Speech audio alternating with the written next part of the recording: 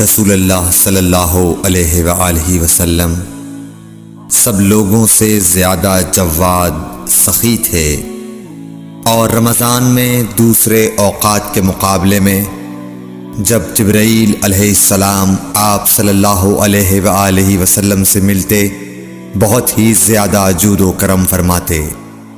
जिब्राईल अलैहिस्सलाम रमज़ान की हर रात में आप सल्लल्लाहु अलैहि वसल्लम से मुलाकात करते और आपके साथ कुरान का दौरा करते। गर्ज़ हज़रत सल्लल्लाहु अलैहि वसल्लम लोगों को भलाई पहुँचाने में बारिश लाने वाली हवा से भी ज़्यादा जूद व करम फरमाया करते थे।